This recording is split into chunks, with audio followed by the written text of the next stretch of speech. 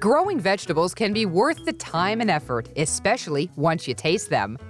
When starting your own vegetable garden, consider these ground rules. Seeds take some advanced planning, and they love nurturing. Seed packets often come with instructions for placement separation and depth for getting the best results. Place the seeds in small cups or tray containers and move them outside once they have taken root.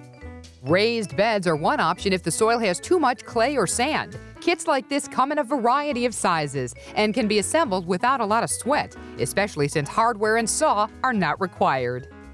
Buy plenty of topsoil, manure, or other nutrients. With raised beds, you can start with loose, rich soil from scratch, perfect for deep roots and tall shoots, and easier to weed. Deciding what to grow is part of the excitement, so focus on what you and your family like to eat. The garden can be subdivided into squares with even just a few plants. For taller plants, such as tomatoes or beans, it's good to add support well before they need it. Also, consider how long a harvest you want. Vegetables that do well early on can be staggered with ones that like the midsummer heat, for example. Or leave blank spots for adding a second crop if those cucumbers turned out incredible. Also, place your garden where it receives at least 6 hours of full sun. Above all, keep watering. That will help your vegetables sprout and flourish all season long.